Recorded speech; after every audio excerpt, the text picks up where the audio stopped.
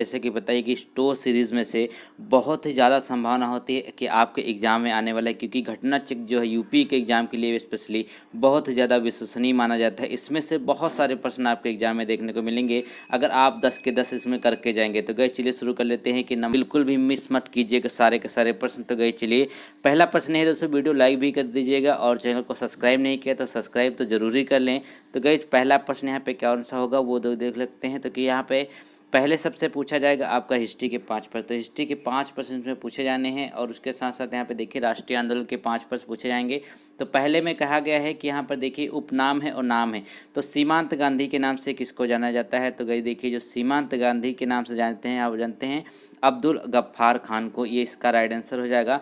अगला है का भारत का सबसे वृद्ध व्यक्ति किसके नाम से जाना जाता है? तो भारत के सबसे वृद्ध व्यक्ति हैं वो दादा भाई नौरोजी को इनकी उपाधि दी गई है, उपनाम कहा गया है।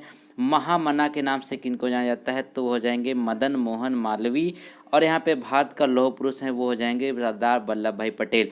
तो यहाँ पे 4 प्रश्न आपको एक प्रश्न तैयार हमने करा दिए। अब इसका लेकिन जो राइट आंसर हो जाएगा वो देख लेते हैं, वो आपका हो जाएगा बी, यानी कि आपका ये हो जाएगा। अब हमने देखा है क्वेश्चन नंबर दूसरा क्या कहते हैं कि 2 अस्पा एवं सिंह अस्पा प्रथा किससे शुरू की थी? तो 2 अस्पा एवं सिंह अस्पा प्रथा किसने शुरू करी थी? तो 2 का आपका जो राइट आंसर हो जाएगा गाज वो हो जाएगा यहाँ पर जहांगीर, यानी कि जहांगीर ने 2 अस्पा और सिंह अस्पा प्रथा शुरू करी थी। इसके अंतर्गत किया गया था कि बिना जात पद वाले बढ़ाए ही मनसबदारों को अधिक सेना रखनी पड़ती थी, यानी कि बिना जात पद बढ़ाए ही मनसबदारों को अधिक सेना रखनी पड़ती थी। ये चीज़ कहा गई थी यहाँ पे किसमें? 2 अस्पा और सिंह अस्पा में। क्वेश्चन नंबर 3 कहता है कि दिल्ली के सुल्तान बलबन का पूरा नाम क्या था? तो गाइस देखिए यहाँ पे जो दिल्ली के सुल्तान बलबन थे जिन्होंने क्या किया था, रक्त और लौह की नीति अपनाई थी, उनका पूरा नाम जो था गयासुद्दीन बलबन था। गयासुद्दीन बलबन इसका पूरा नाम था। और यहाँ पे देखिए अगर 1266 से लेकर के 1287 ईस्वी तक इसने सुल्तान की बागडोर संभाली थी। और इसे क्या कहा जाता है? उलूग खां के नाम से भी जाना जाता था, उलूग खां के नाम से भी जाना जाता था। और यहाँ पे इसका एक और नाम था जो वास्तविक नाम था वो था बहाउद्दीन। बहाउद्दीन इसका वास्तविक नाम था, तो इसको याद रखेंगे। ये इल्तुतमिश की भांति भी क्या था, ये इल्बुरी तुर्क का था, ये भी तुर्की ही था, तो इसको याद रखें। बहुत सारे प्रश्न हम बताते हैं इससे रिलेटेड जो आपके हैं। क्वेश्चन नंबर 4 कहता है कि विक्रमशिला नामक प्राचीन विश्वविद्यालय की स्थापना बंगाल के किस शासक ने करी थी? तो विक्रमशिला नामक प्राचीन विश्वविद्यालय की स्थापना बंगाल के जो पाल वंश के एक शासक थे जिनका नाम था धर्मपाल, तो धर्मपाल के द्वारा इसकी स्थापना करी गई थी। 770 से लेकर 810 ईस्वी के बीच में इसकी करी गई। नालंदा विश्वविद्यालय जो था यहाँ पे देखिए इसके पतन के बाद यहाँ पर जो है बौद्ध धर्म के प्रमुख केंद्र के रूप में विकसित हुआ है। तो अभी क्या है, अभी यहाँ पे देखिए जो बौद्ध धर्म का एक विकसित रूप कहा जा सकता है, इसको कहते हैं प्रमुख केंद्र। क्वेश्चन नंबर 5 कहते हैं कि सती प्रथा का प्रथम अभिलेख साक्ष्य कहाँ से प्राप्त हुआ है? तो सती प्रथा का प्रथम अभिलेखी साक्ष्य जो है वो प्राप्त हुआ है कहाँ से? वो हुआ है आपका एरड़ अभिलेख, यानी एरड़ अभिलेख जो है वहाँ से हमको देखने को मिलता है कि सती प्रथा जो है वो हुआ करती थी। और ये अभिलेख जो है 510 ईस्वी पुराना है, जिसमें गोपराज नामक सेनापति की स्त्री के सती होने का उल्लेख मिलता है। किसके? गोपराज नामक सेनापति की स्त्री के सती होने का उल्लेख यहाँ पर मिलता है एरड़ अभिलेख में। क्वेश्चन नंबर यहाँ पे 6 कहता है कि महावीर जैन की मृत्यु निम्नलिखित में से किस नगर में हुई? तो महावीर जैन जो थे वो जैन धर्म से संबंधित हैं, आप सभी को पता होगा। तो इनकी जो मृत्यु हुई थी वो कहाँ पर हुई? इनकी मृत्यु हुई थी राजगीर, यानी कि जो पावापुरी है पावापुरी में हुई थी, याद रखिएगा। तो ये राजगीर के समीप ही स्थित है, इसीलिए मैंने आपको बोला पहले राजगीर, ठीक है। तो राजगीर के निकट स्थित है पावापुरी, पावापुरी में ही इन्होंने अपने अंतिम प्राण त्यागे थे। इनका शरीर जो है त्याग दिया गया था। यहाँ पर देख लीजिए इसका राइट आंसर हो जाएगा 6 का सी। क्वेश्चन नंबर गाइस सी देखे सात देखे क्या कहता है कि अमेरिका पत्रकार जो महात्मा गांधी के भारत छोड़ो आंदोलन के दौरान उनके साथ थे उनका क्या नाम था? देखिए यहाँ पे जो अमेरिकी पत्रकार थे तो भारत छोड़ो आंदोलन के जो समय उनके साथ हुआ करते थे तो उनका नाम क्या हो जाएगा? 7 का राइट आंसर है आपका आंदोलन के समय वो थे लुई फिशर। तो लुई फिशर जो हैं वो इसका राइट आंसर हो जाएगा 7 का जो है ए, यानी कि लुई फिशर इनके साथ हुआ करते थे, ये याद रखिएगा। क्वेश्चन नंबर यहाँ पे देखिए 8 कहता है कि सुभाष चंद्र बोस ने फॉरवर्ड ब्लॉक की स्थापना किस वर्ष की थी? तो सुभाष चंद्र बोस ने फॉरवर्ड ब्लॉक की स्थापना करी थी। ये तो सभी को पता है कि यह कब करी गई, यह डेट पूछा गया है। तो 8 का राइट आंसर क्या हो जाएगा?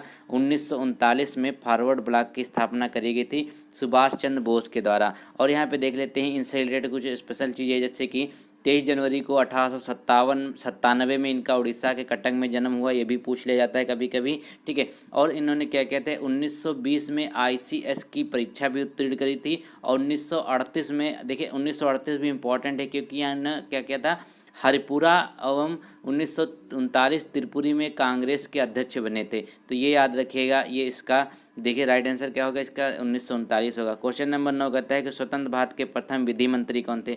तो स्वतंत्र भारत के जो प्रथम विधि मंत्री हैं वो कौन थे? तो वो हो जाएंगे आपके, राइट आंसर 9 का हो जाएगा बी.आर. अम्बेडकर। तो बी.आर. अम्बेडकर जो थे ये कानून मंत्री बनाए गए थे स्वतंत्र भारत के, इसको याद रखिएगा। क्वेश्चन नंबर अगली ओर चलते हैं। क्वेश्चन नंबर 10 कहता है कि भारतीय व्यापार में ईस्ट इंडिया कंपनी का एकाधिकार कब समाप्त कर दिया गया था? देखिए जो भारतीय व्यापार में ईस्ट इंडिया कंपनी का एकाधिकार समाप्त किया गया था वो कब किया गया था? तो 1813 में एक चार्टर एक्ट आया था जिसके द्वारा कहा गया था कि यहाँ पर जो कंपनी का, ईस्ट इंडिया कंपनी का एकाधिकार पूरी तरीके से समाप्त किया गया। सिर्फ एक चीज़ को छोड़ करके, वो था चीन के व्यापार। चीन के व्यापार के साथ जो चाय का व्यापार हुआ करता था सिर्फ वही छोड़ दिया गया था, बाकी सभी को यहाँ पर जो है एकाधिकार समाप्त कर दिया गया था। क्वेश्चन नंबर 11 कहता है, ज्योग्राफी से कहता है कि ब्लू प्लेनेट के नाम से किस ग्रह को हम जानते हैं? तो क्या देखिए जो ब्लू प्लेनेट के नाम से जानते हैं वो क्यों जानते हैं? क्योंकि यहाँ पर पृथ्वी को ही कहा जाता है। ये इसलिए क्योंकि अगर हम यहाँ पे अंतरिक्ष से इसको देखते हैं तो पानी की उपस्थिति के कारण ये हमको हल्का सा नीला दिखाई देता है, इसीलिए हम यहाँ पे ब्लू प्लेनेट के नाम से इसको जानते हैं। क्वेश्चन नंबर यहाँ पे 12 कहता है कि विश्व का सबसे ऊंचा पठार कौन सा है? तो विश्व का जो सबसे ऊंचा पठार है वो कौन सा है? तो वो हो जाएगा यहाँ पर तिब्बत का पठार। तिब्बत का पठार जो है विश्व का सबसे ऊंचा पठार माना जाता है। एक प्रश्न और आता है कि जो छत किसे कहा जाता है? तो यहाँ देखिए जो पामीर का पठार होता है उसे संसार की छत के नाम से भी जानते हैं। क्वेश्चन नंबर 13 कहता है कौन सा पर्वत हिमालयी श्रृंखला का अंग नहीं है?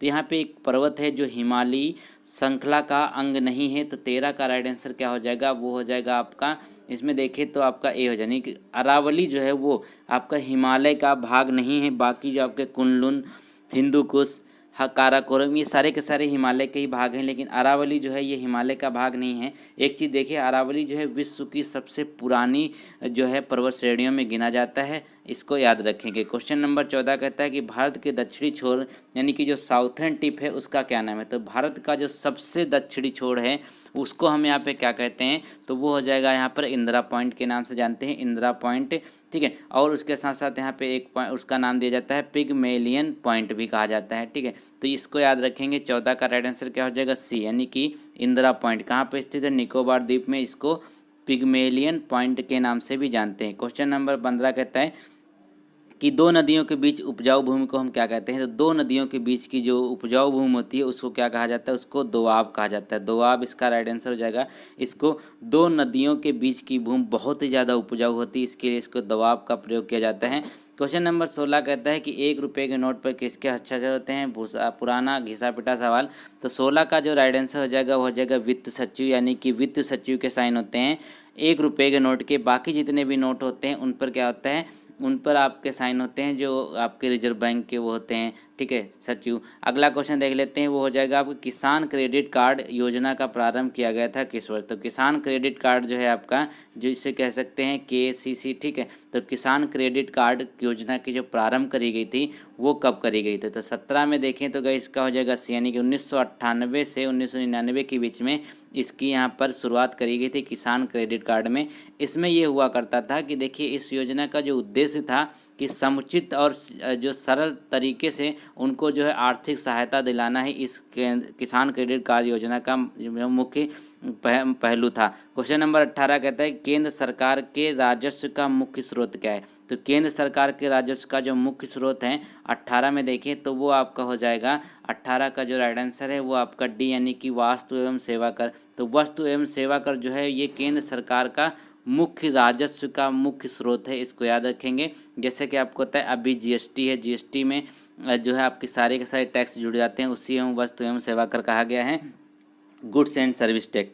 क्वेश्चन नंबर यहाँ पे 19 कहता है कि भारत में दशमलव मुद्रा प्रणाली कब से शुरू हुई थी? तो भारत में जो दशमलव मुद्रा प्रणाली है उसको शुरू किया गया था अप्रैल 1957 में। याद रखेंगे, अप्रैल 1957 में भारत में दशमलव मुद्रा प्रणाली शुरू करी गई थी, जिसका यहाँ पे हो जाएगा इंग्लिश में इसको बोले तो कहता है डेसिमल कॉइनेज सिस्टम। इसको याद रखेंगे, 1 अप्रैल को शुरू हुआ था 1957 में। क्वेश्चन नंबर यहाँ पे देखिए 20 कहता है कि नई अर्थव्यवस्था विकास नीति आपकी जो NEDP के अंतर्गत 18 जनवरी 2017 में डैश में उद्यमिता विकास योजना का शुभारंभ किया गया था। इकोनॉमिक्स से प्रश्न यहाँ पे ले रहे हैं, तो 20 का राइट आंसर क्या हो जाएगा? बी, यानी कि मिजोरम में इसकी शुरुआत करी गई थी। इसको याद रखेंगे, कब करी गई थी? 2017 में इसको किया गया था। क्वेश्चन नंबर 21 कहता है कि निम्न में से कौन सा संशोधन मिनी संविधान संशोधन के नाम से जानते हैं? तो मिनी संविधान के नाम से जानते हैं तो कौन सा संशोधन होगा?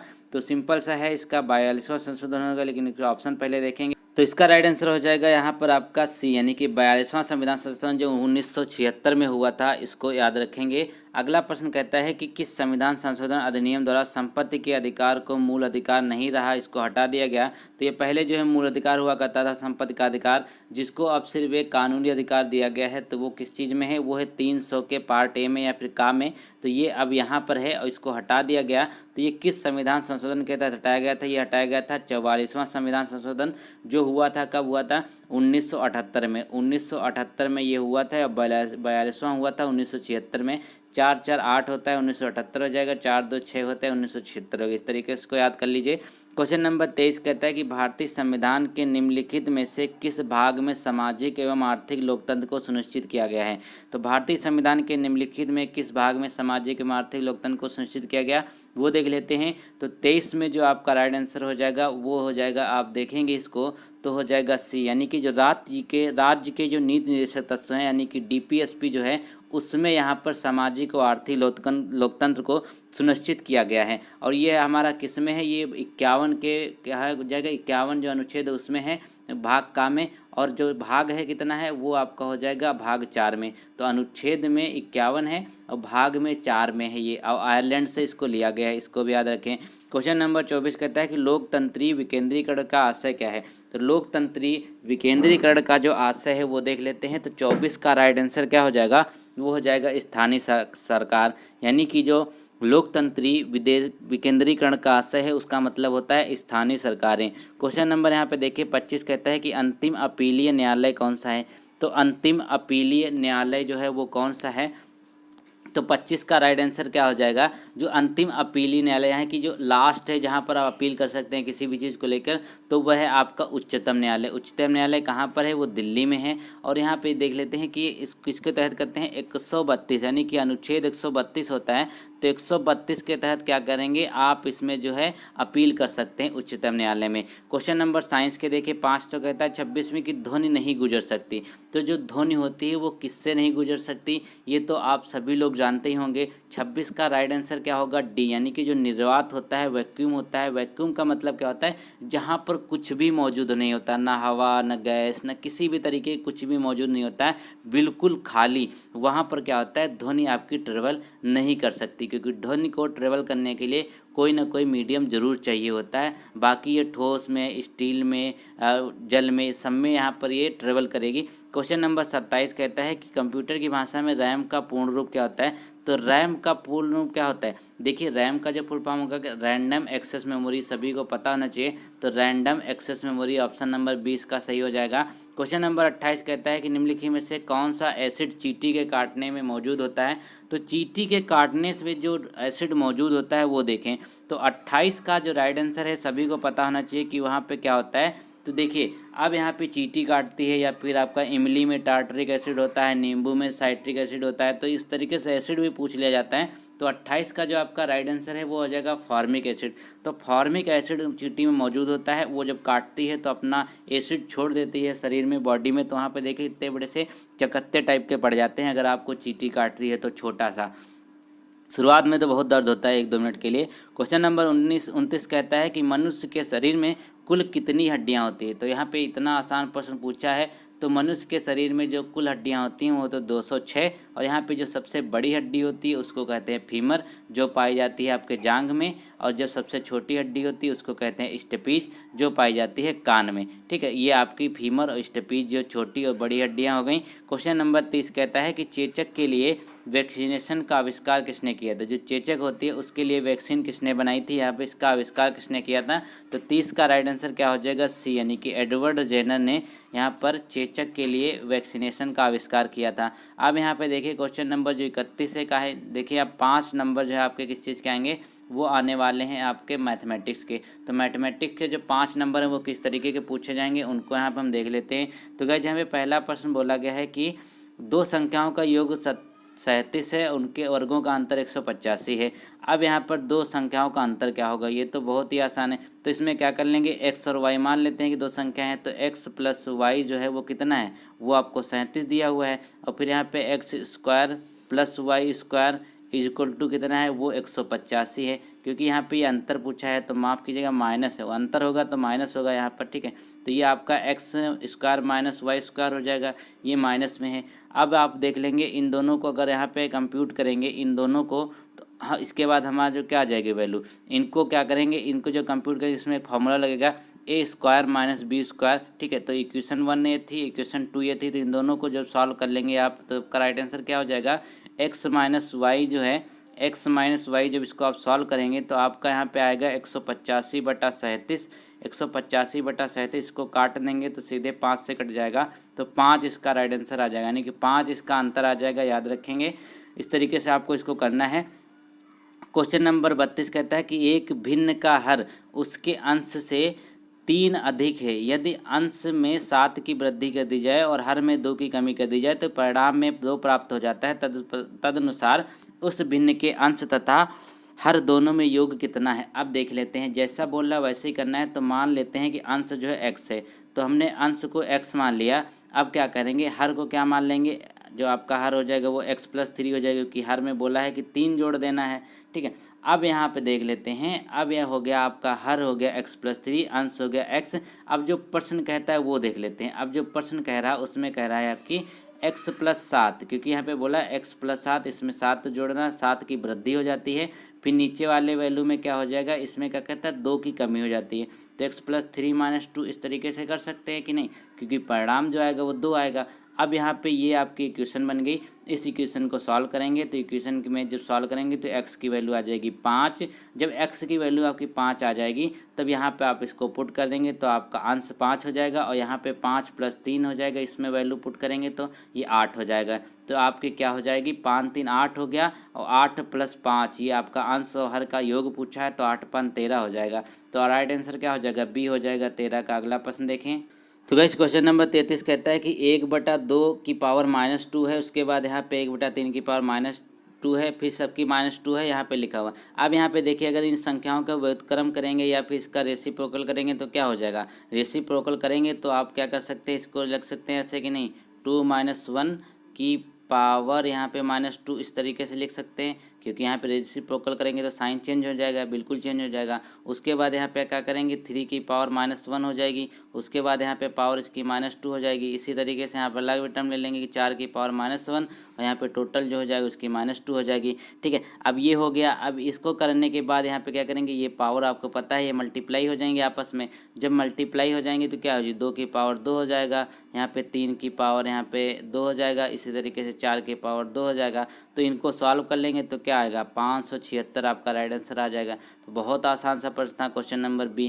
क्वेश्चन नंबर यहाँ पे अगला देखिए 34 कहता है कि एक संख्या में 30% की वृद्धि हुई है, उसके बाद फिर 25% कमी हो गई। तो जैसा कह रहा है वैसे ही करते जाइए। तो एक संख्या मान लेते हैं 100 है, तो संख्या 100 मान लेंगे। तो 100 में क्या बचता है आपका 30% की वृद्धि हुई। 30% क्या है, 100 तो पहले ही था, तो 100 का 130 हो जाएगा, ये 30% की वृद्धि ले रहे हैं। फिर कहता है कि 25% कमी आ गई। चलिए अब 25% की कमी कितना हो जाएगा, 75/100 हो जाएगा, क्योंकि 25 की कमी हुई 100 में, क्योंकि 100 हमने माना था, तो 25 की कमी हुई तो 75 बचेगा। फिर यहाँ पे क्या बोलता है कि फिर से 25% की वृद्धि हो जाएगी। तो 100 हमारी संख्या थे ही, 25% बढ़ाएंगे तो 125 हो जाएगा। 125 बटे यहाँ पर 100 लिख देंगे। अब इसको हम अगर काट देंगे तो काटने के बाद हमारी जो वैल्यू आएगी, इसको काट लीजिए, ठीक है। 0 से 0 कटेगा, 5 से कट जाएंगे सारे, 25 से भी कट जाएंगे। तब यहाँ पे 130 गुणे क्या आ जाएगा, 15/16 हो गया, ठीक है। इसके वजह इसको सॉल्व करेंगे तो 122% लगभग आ जाएगा, यहाँ पर 122 आ गया। अब यहाँ पे 100 से कितना ज़्यादा है, ये 22 ज़्यादा है, तो 22% की यहाँ पे वृद्धि हो रही है कि नहीं हो रही, बिल्कुल हो रही। तो इसका राइट आंसर क्या हो जाएगा, 22% की वृद्धि। तो गाइस क्वेश्चन नंबर 35 कहता है यहाँ पर कि 45 विद्यार्थियों के औसत जो है 66 हैं। उसके बाद कहता है कि 2 विद्यार्थियों के अंक 82 और 46 के स्थान पर गलती से क्रमशः 28 और 64 ले लिए गए हैं, तो सही औसत क्या होगा। तो अब गाइस देखिए 45 और 66 जो है वो देख लेते हैं। तो 45 66 को अगर हम मल्टीप्लाई कर देंगे तो इसका योग आ जाएगा। तो 45 66 का मल्टीप्लाई करेंगे कितना आ जाएगा, 45 इंटू 66 करेंगे तो कितना आ जाएगा ये देख लेते हैं। तो आपका आ जाएगा 2970। अब 2970 जो यहाँ पर आया हुआ है, ठीक है। अब क्या करेंगे, बोला गया है कि 82 और 46 के स्थान पर गलती से क्रमशः 28 और 64 लिया गया है।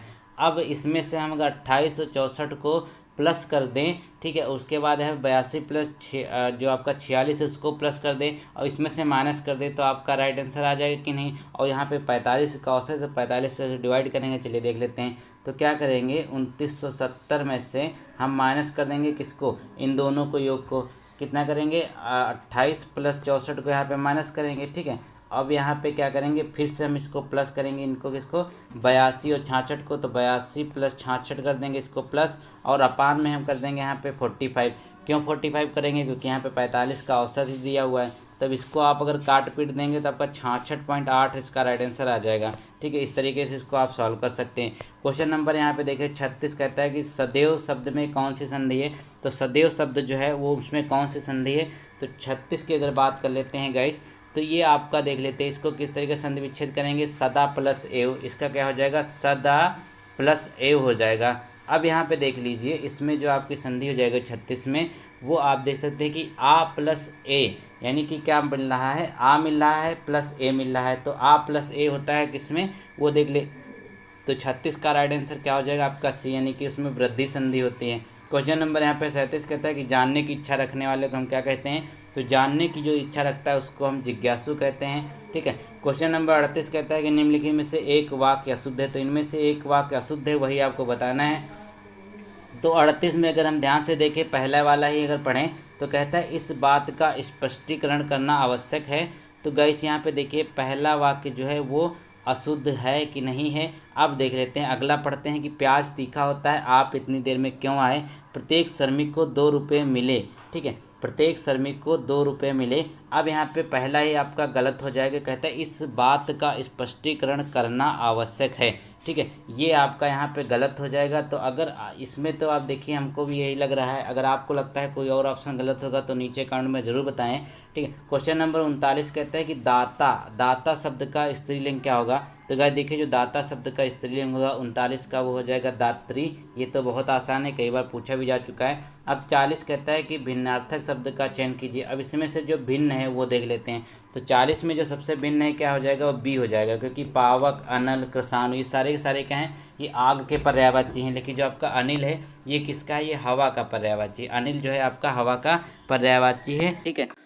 गैस अब यहाँ पे क्वेश्चन नंबर 51 से देख लेते हैं। पहले हम आपके पूरे जीएस के प्रश्न कंप्लीट करा देते हैं, उसके बाद आपका जो सेक्शन बचेगा डीआई का और हिंदी का, उसके साथ साथ जो जितने भी प्रश्न बचेंगे वो आपको बाद में कराएंगे। तो पहले जीएस के सारे सेक्शन कंप्लीट कर लेते हैं। तो ये जनरल अवेयरनेस और करंट अफेयर एक साथ कर लेते हैं। तो 51 में कहता है कि जून 2020 में संपन्न आईसीसी विश्व टेस्ट चैंपियनशिप के पहले संस्करण 2019-21 के लिए फाइनल मुकाबला कहाँ खेला गया। तो देखिए जो फाइनल मुकाबला है भारत और न्यूजीलैंड के बीच खेला गया, जिसमें भारत को हार झेलनी पड़ी। तो 51 का जो राइट आंसर है वो है जाए 1, यानी कि आपका हो जाएगा साउथहैम्पटन में खेला गया था ये मुकाबला। क्वेश्चन नंबर यहाँ पे अगला देख लेते हैं। तो 52 कहता है कि 7 मई 2021 को किसने पुडुचेरी के नए मुख्यमंत्री के रूप में शपथ ग्रहण करी। तो देखिए हाल ही में क्या हुआ था, यहाँ पर अभी राष्ट्रपति शासन लागू हुआ था, क्योंकि यहाँ पे सरकार जो गिर गई थी, कांग्रेस समर्थित सरकार थी। तो उसी के बाद यहाँ पे क्या किया गया, 7 मई 2021 को यहाँ के नए मुख्यमंत्री चुने गए हैं। तो उनका नाम क्या है, तो वो देख लेते हैं, वो हो जाएगा एन रंगासामी। तो एन रंगासामी जो है यहाँ के नए मुख्यमंत्री चुने गए हैं, इनको याद रखिएगा, पुडुचेरी के। क्वेश्चन नंबर यहाँ पे कहता है 53 में कि के बिरला फाउंडेशन द्वारा किसे 30वां व्यास सम्मान पुरस्कार प्रदान किया जाएगा। तो देखिए बहुत ही इंपॉर्टेंट प्रश्न है। तो ये हो जाएंगे प्रोफेसर शरद पगारे प्रोफेसर शरद पगारे को 30वां ब्याज सम्मान यहाँ पे दिया जाएगा। के बिरला फाउंडेशन के द्वारा इसको दिया जाता है, ये याद रखेंगे। इनका उपन्यास जो है वो किस चीज़ के लिए दिया गया? उपन्यास का नाम है पाटिल पुत्र की सामग्री।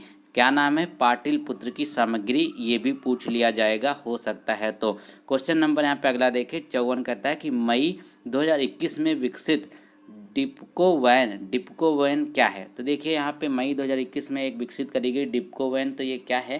तो ये जो है आपका एंटीबॉडी डिटेक्शन किट बनाई गई है। तो किसने बनाया है? इसको बनाया है DRDO ने, यानी कि भारतीय रक्षा अनुसंधान एवं विकास संगठन जो है DRDO, उसके द्वारा यहाँ पर एक आपको बनाया गया है एंटीबॉडी डिटेक्शन किट। यानी कि इस किट से पता चल जाएगा कि आपकी बॉडी में कोरोना से लड़ने के लिए कितना एंटीबॉडी है। क्वेश्चन नंबर यहाँ पे देखें 55 कहता है कि मार्च 2021 में संपन्न भारत की पेशेवर फुटबॉल लीगों में से एक है हीरो सुपर लीग, यानी कि जो ISL है 2020-21 का खिताब किसने जीता? तो 55 का राइट आंसर है गाइस, वो हो जाएगा यहाँ पर। इसको अगर देखें तो भारत में क्या हुआ था, मुंबई सिटी FC ने एकिटे मोहन बेगान को 2-1 से हराया। तो मुंबई सिटी FC जो है वो यहाँ पर इसकी चैंपियन बनी इस बार की। क्वेश्चन नंबर 56 कहते हैं कि जून 2021 में किस राज्य में कोविड-19 संक्रमण के कारण अपने माता पिता खो चुके बच्चों की सहायता के लिए मुख्यमंत्री वात्सल्य योजना शुरू करी गई? तो 56 में देखिए यहाँ पे एक बहुत ही अच्छी योजना शुरू करी गई,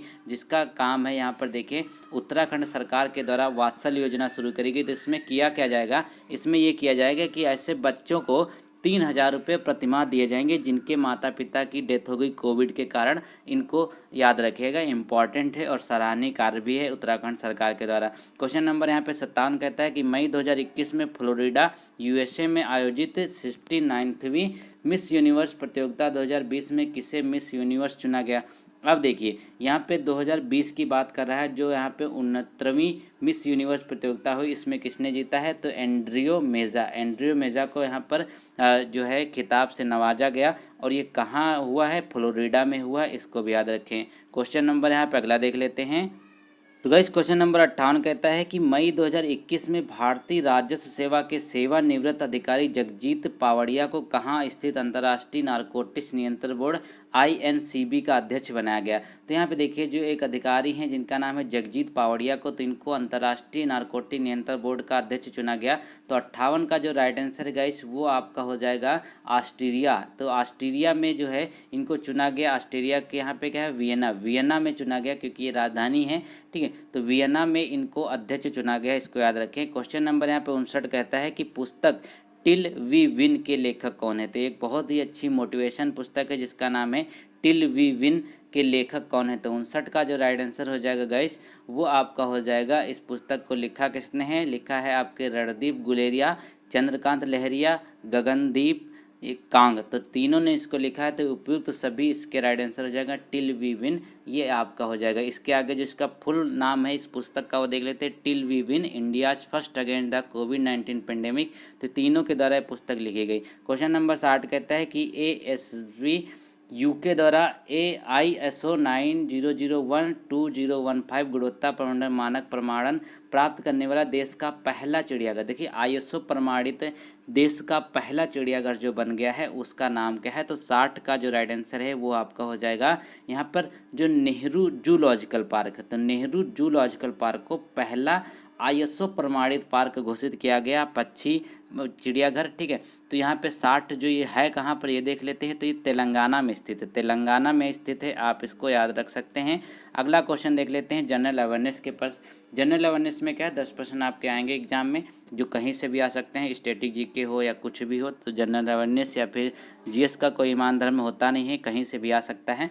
तो 61 कहता है कि झूलती मीनारों वाली एक मस्जिद भारत के किस शहर में स्थित है? तो झूलती मीनारों वाली एक मस्जिद है जो भारत के किस शहर में है?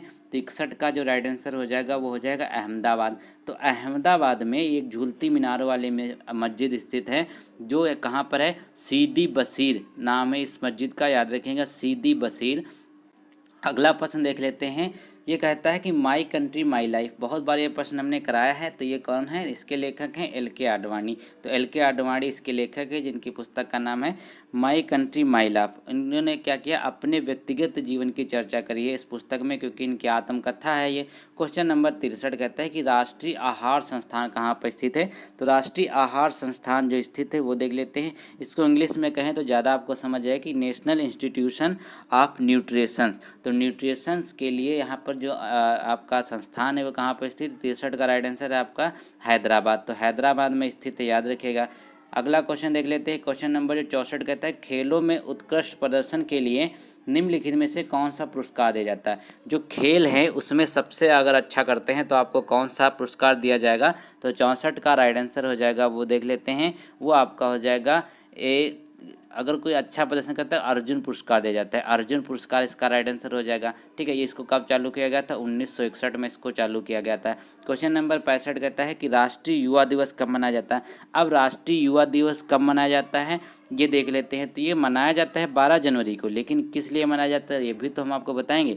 ये इसलिए मनाया जाता है क्योंकि स्वामी विवेकानंद का आज जन्मदिवस होता है 12 जनवरी को। तो 12 जनवरी 1863 में जो है इनका जन्म हुआ था, तभी से इसको मनाया जाता है राष्ट्रीय युवा दिवस के तौर पे। क्वेश्चन नंबर यहाँ पे देखें 66 कहता है कि निम्नलिखित में से कौन एक सुमेलित नहीं है। तो इसमें से कौन सुमेलित नहीं है। तो 66 में अगर देखें तो आप इसको अगर पाएंगे तो क्या हो जाएगा आपका रविशंकर जो सितार वादक से संबंधित हैं। ठीक है, और उसके बाद यहाँ पे जो M.F. हुसैन है ये तबला वादक नहीं है, यही यहाँ पे सुमेलित नहीं है। बाकी जो आपके R.K. नारायण उपन्यासकार हैं, कैफी आजमी कवि हैं, रविशंकर सितार वादक हैं, लेकिन जो M.F. हुसैन है ना वो तबला वादक नहीं बल्कि एक चित्रकार हैं। तो याद रखिएगा ये चित्रकार हैं, ये इसका राइट आंसर हो जाएगा। क्वेश्चन नंबर 67 कहता है कि गोवा की स्वीकृत राजभाषा कौन सी है। तो गोवा की जो स्वीकृत राजभाषा है वो देख लेते हैं, वो है इसकी कोंकणी। कोंकणी जो है गोवा की राजभाषा के नाम पे जाना जाता है। और ये जब हुआ था राजभाषा अधिनियम 1987 के प्रावधान में इसको इसमें शामिल किया गया था। तो ये भी आपको याद रखना है कि राजभाषा अधिनियम कब आया था, 1987 में।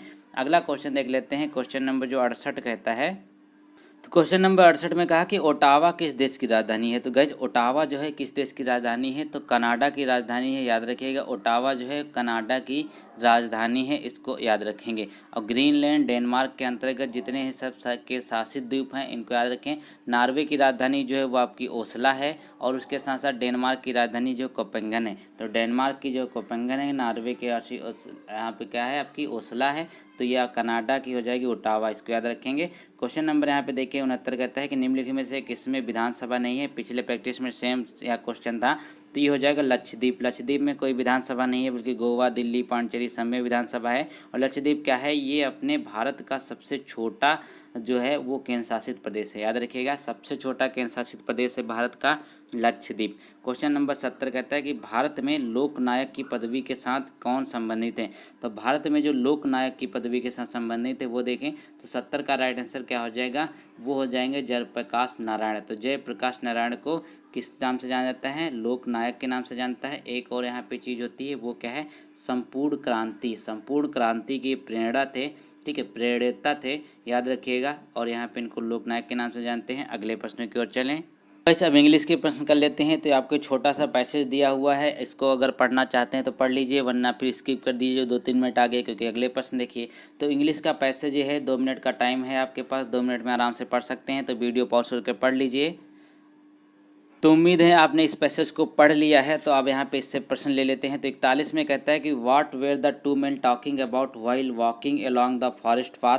तो ये क्या हो जाएगा, यहाँ पर वो बोला गया है इस पैसेज में कि यहाँ पे देखिए what were the two man talking about while walking along the forest path, यानी कि जंगल की रास्ते पर जब चल रहे तो वो दोनों किन चीज़ों के बारे में बात कर रहे थे। तो 41 का राइट आंसर क्या हो जाएगा, डी, यानी कि अबाउट करेज एंड लॉयल्टी। तो अबाउट करेज एंड लॉयल्टी के बारे में लोग बात कर रहे थे, इस पैसेज में हमने पढ़ा। 42 में कहता है कि after seeing the bear what happen to the boaster. तो बोला गया है कि जो आपने कहानी सुनी होगी पुरानी, ठीक है, जिसमें आपको जो 2 लोग जा रहे होते जंगल से, उसके बाद वहाँ पर भालू आ जाता है, तो वही कहानी है आपकी। तो उन्होंने जब भालू को देखा तो बोस्टर को क्या हुआ, तो क्या हुआ, 42 का राइट आंसर डी, यानी कि he fled and climb up the nearest tree, यानी कि एक जो दोस्त था उसमें होशियार था, दुबला पतला था, वो पेड़ पे चढ़ जाता है। तो यही तो इसमें पूछा गया है। क्वेश्चन नंबर 43 कहता है कि what made the bear go away after examine the man. तो उसने बोला कि वह जो बियर था, जो भालू था, वह चला क्यों गया, उस बंदे के पास आया जो नीचे रह गया था। तो ये था 43 में कि वो थोड़ा बुद्धिमान था, उसने क्या किया the bear thought the man was dead, तो उसने मरने का नाटक किया, तो उसको लगा कि अब तो ये भैया मर गया है तो हम मरे को खाएंगे नहीं, ये आपका बियर का एटीट्यूड था, वो इसीलिए चला गया। ठीक है, अब यहाँ पे देख लेते हैं क्वेश्चन नंबर 44 कहता है 44 में बोला गया कि इसमें से कौन सा करेक्टली, ठीक है, यहाँ पे लिखा हुआ है या फिर इनकरेक्ट लिखा हुआ है। अब यहाँ पे देखिए 44 में अगर देखें ध्यान से तो इसमें जो कहा जा रहा है वो देख लीजिए। तो 44 के अगर प्रश्नों पे पहले पर नजर डालते हैं तो वर्तनी के विकल्प जो है आप देख सकते हैं कि जो विकल्प सी है वो सही लिखा हुआ है, जो आपका सी है यानी कि वो सही लिखा हुआ, बाकी ये सारे के सारे आपके गलत लिखे हुए हैं। ठीक है, इसको याद रखें। क्वेश्चन नंबर जो आप कहते हैं आइडिया में फ्रेसेज कहता है कि आ डैगर्स डाउन का मतलब क्या होता है। आ डैगर्स डाउन का जो मतलब होता है वो बताना है। तो इसका जो मतलब होता है यानी कि जो दुश्मन होता है, जो जानी दुश्मन होता है, उसी को कहते हैं हम यहाँ पे जो डैगर्स डाउन। तो क्या हो जाएगा इसका राइट आंसर 45 का, वो हो जाएगा आपका डी यानी कि बिटरली हॉस्टाइल, इसका राइट आंसर हो जाएगा। अगले प्रश्नों की ओर चले। अगले प्रश्नों में क्या है, रीजनिंग के आपके 5 प्रश्न पूछे जाएंगे पीटी के एग्जाम में, तो रीजनिंग के प्रश्नों को ले लेते हैं। दोस्तों वीडियो को लाइक जरूर कर दीजिएगा, चैनल पसंद आए तो इसको सब्सक्राइब कर लिए, क्योंकि यहाँ पर देखिए जो आपका प्रैक्टिस सेट चल रहा है घटना चेक का, बहुत इंपॉर्टेंट है। 46 में कहता है कि इसमें पैटर्न आपको सजेस्ट करना है, कौन होगा पहले, फिर क्या फिर क्या फिर क्या। तो गाइस सबसे पहले क्या रोग आते हैं, उसके बाद क्या आते हैं हम डॉक्टर के पास जाते हैं, फिर क्या कहते हैं इलाज कराते हैं, उसके बाद क्या कहते हैं औषधि होता है, फिर यहाँ पर उससे छुटकारा मिल जाता है। तो इसका सही जो पैटर्न है वो क्या हो जाएगा 3 2 1 5 4, 3 2 1 5 4, ऑप्शन नंबर ये सही है। क्वेश्चन नंबर यहाँ पे देखिए 47 कहता है कि ए बी का भाई है, सी ए की माता है, डी सी का पिता है। इसको किस तरीके से करेंगे, कहा गया है कि आपका जो है ए जो है बी का भाई, इसके देखें ए जो है वो यहाँ पे बी का भाई है, बिल्कुल इस तरीके से हम फैमिली ट्री बनाते हैं। उसके बाद कहता है कि सी ए की माता है, तो जो सी है वो ए की माता हो जाएगी। ठीक है, यहाँ पे इसको निगेटिव कर लेंगे, यहाँ पे प्लस प्लस होंगे क्योंकि भाई बोल रहा है। उसके बाद यहाँ पे हो जाएगा निगेटिव मतलब होता है वो लेडीज़ हैं और प्लस का मतलब होता है वो मेल हैं। अब यहाँ पे देख लेते हैं सी हो गया। उसके बाद कहा गया कि डी सी का पिता है, अब यहाँ पे डी जो है सी के भी पिता है। उसके बाद कहता है एफ ए का यहाँ पे पुत्र है, तो यहाँ पे क्या हो जाएगा एफ ए का पुत्र है, तो यहाँ पे नीचे एफ हो जाएगा आपका। ठीक है, ये हम फैमिली ट्री बना रहे हैं। उसके बाद क्या कहता है कि यहाँ पर जो है एफ जो है ए जो है एफ के बच्चे, तो यहाँ पे देख लेते हैं एफ के बाद यहाँ क्या हो जाएगा, यहाँ पर ओ हो जाएगा आपका। ठीक है, क्योंकि ये लास्ट में आ जाएंगे। अब क्या कहता है कि ए एफ के बच्चे से किस प्रकार संबंधित, तो ये बच्चा जो है एफ का वो ओ हो जाएगा। अब यहाँ पे देखिए ये क्या दादा ही तो हैं, ये इसके पिता हैं, पिता के पिता क्या होते हैं दादा होते हैं, दादा इसका राइट आंसर हो जाएगा।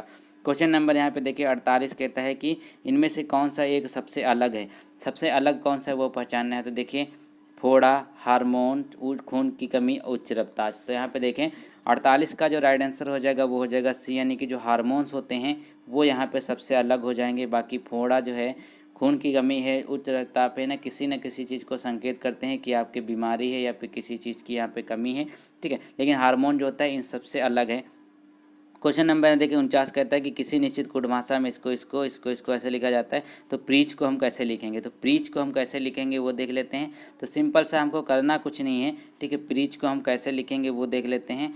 अब प्रीच माफ़ कीजिएगा, प्रीच तो इसको लिखा गया है, उसी भाषा में हमको 73467 को लिखना है। अब इसको क्या करना है, बहुत ही आसान है। आपको यहाँ पे देख लीजिए सबकी वैल्यू आपको दिख जाएगी। तो 7 की वैल्यू क्या होगी, 7 को हम यहाँ पे देख लेते हैं इस तरीके से, यहाँ पे 7 को सी हो जाएगा। ठीक है, 7 की वैल्यू आपकी हो जाएगी सी। उसके बाद एच की वैल्यू हो जाएगी यहाँ पर 3 की वैल्यू जो है एच हो जाएगी। तो यहाँ पे देखिए आपका 3 की वैल्यू क्या हो जाएगी एच हो जाएगी। तो इसका जो राइट आंसर हो जाएगा 49 का वो देखें तो आपका हो जाएगा चर्च लिखा जाएगा, यानी कि आपका राइट आंसर हो जाएगा सी। तो ये इस तरीके से देख लेते हैं, बहुत आसान सा प्रश्न था। क्वेश्चन नंबर यहाँ पे अगला देखें। अब गाइस यहाँ पे कथन और निष्कर्ष के पर पूछा गया सभी पार्क स्कूल है, तो सभी पार्क यहाँ पर देख लेते हैं, ये हो गया और ये फिर आपका स्कूल हो गया। ठीक है, सभी पार्क ये हैं फिर स्कूल हो गया। अब कहता है कोई भी स्कूल कॉलेज नहीं, तो ये कोई भी स्कूल कॉलेज नहीं है, तो यहाँ पे इसको अलग बना लेंगे बिल्कुल भी। तो यहाँ पे कोई भी नहीं, तो गुड़े का निशान भी चाहे तो लगा दें।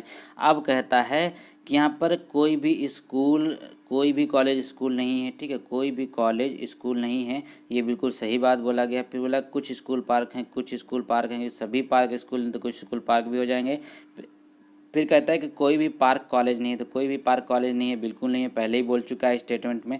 तो यहाँ पे ये भी गलत हो जाए, ये सही हो जाएगा। मान लीजिए कि तीनों आपके निष्कर्ष यहाँ पे निकलते हैं, यानी कि आपका राइट आंसर क्या हो जाएगा डी हो जाएगी। सभी निष्कर्ष जो है वो अनुसरण करते हैं, सभी निष्कर्ष अनुसरण करते हैं। ये इसका राइट आंसर हो गया। अब यहाँ पे अगली तरफ चलें। अब हमारा इसमें बचा क्या है? बचा है हमारा 71 से लेकर के 80 के बीच में हिंदी के पैसेज। तो हिंदी के 2 पैसेज आने हैं, एक 5 नंबर का, दूसरा भी 5 नंबर का।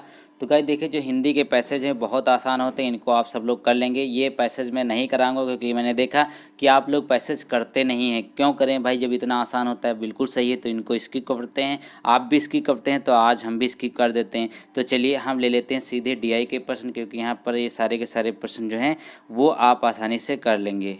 गाइस अब क्या है, 81 से 85 के बीच में आपका DI दिया हुआ है। तो इसमें बोला गया है, आप देख सकते हैं ये आपका पूरा आपका ग्राफ है। तो इस ग्राफ में आय दी हुई है और वे दिया। वे आपको थोड़ा सा लाइट कलर में दिखेगा और आय जो है आपको वो डार्क में दिखेगी। अब इसके बाद आय और वे है, तो इससे रिलेटेड चलिए प्रश्न ले लेते हैं।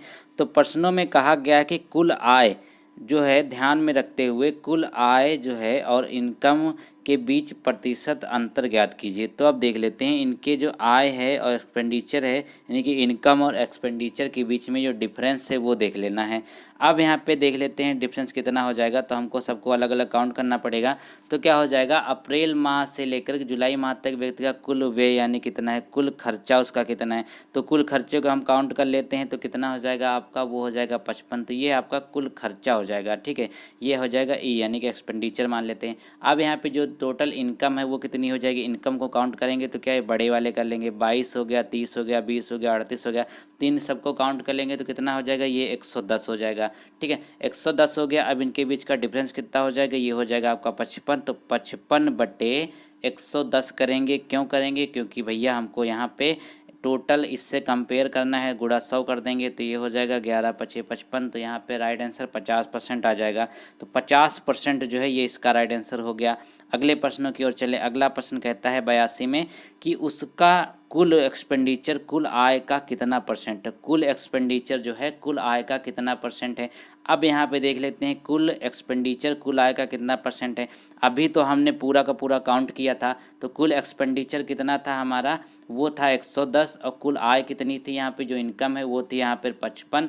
ठीक है, ये हमारा कुछ ये माफ़ कीजिएगा उल्टा हो गया। तो ये हो जाएगा आपका इनकम, ये एक्सपेंडिचर हो गया यानी कि। ठीक है, अब यहाँ पे बोला गया कितने परसेंट है। अब इसमें देख लेते हैं। तो 55 बिल्कुल सेम प्रश्न है, डिट्टो उसी तरीके से करना है। कुछ थोड़ा सा बस वर्डिंग की फ़र्क है। इसको 110 कर लेंगे, गुणा 100 कर लेंगे।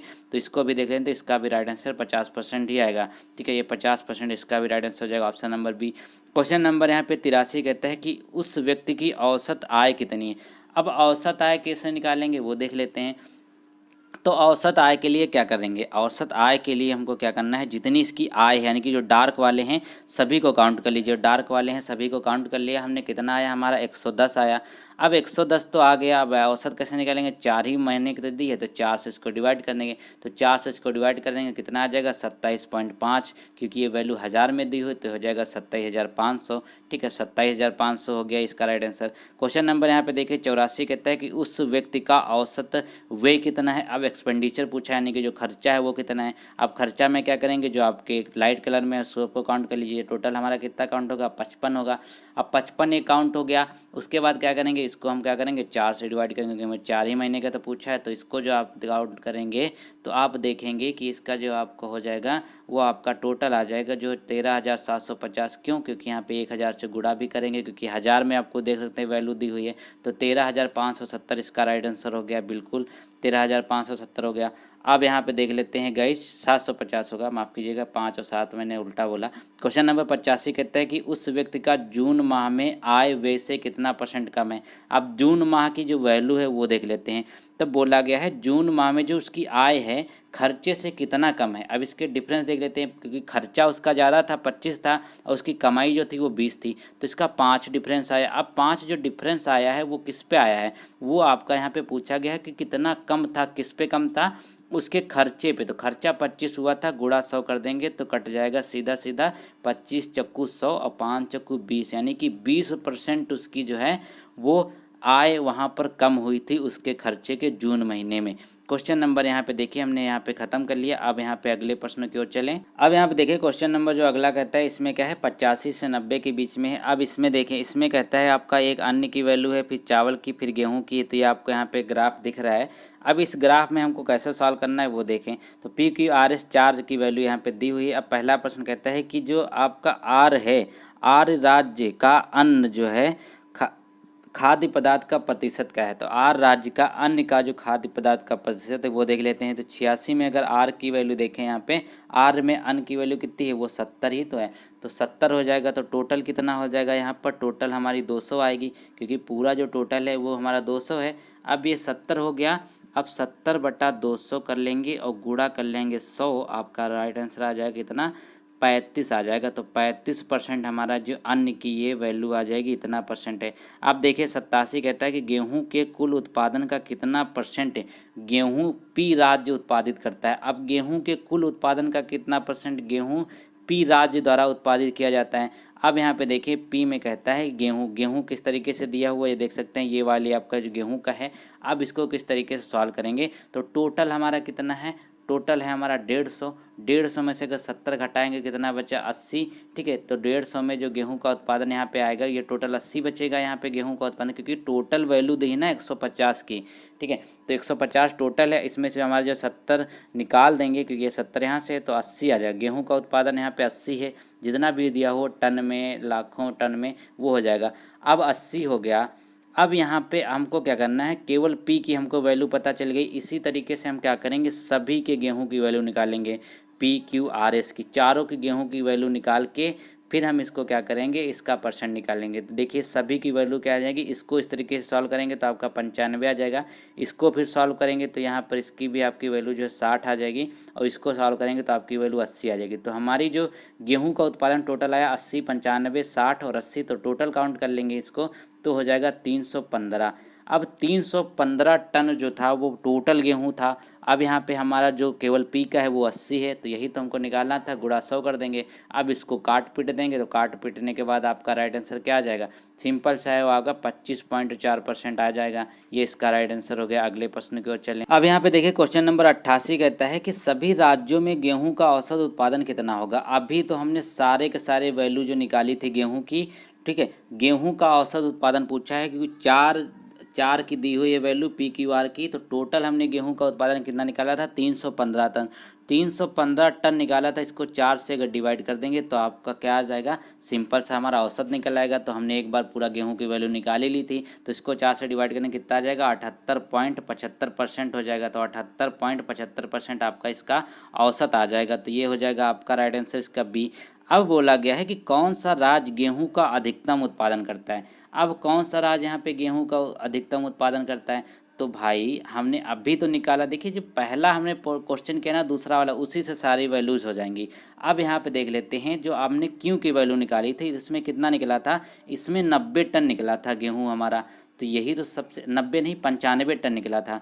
तो 95 टन जो वैल्यू निकली थी सबसे ज़्यादा है, क्योंकि इसमें 60 निकली थी, इसमें 80 निकली थी, पहले में भी 80 निकली थी। तो क्यों जो आर है आपकी, ठीक है, आर में सबसे ज़्यादा आपका गेहूं का उत्पादन हुआ था, इसको याद रखेंगे। तो इसका राइट आंसर क्या हो जाएगा, क्यों हो जाएगा, क्योंकि क्यों में सबसे ज़्यादा गेहूं का उत्पादन हुआ। क्वेश्चन नंबर 90 कहता है कि कुल उत्पादन का कितना परसेंट चावल एस राज्य द्वारा उत्पादित करता है। तो अब चावल का हमको फिर से निकालना पड़ेगा सबको।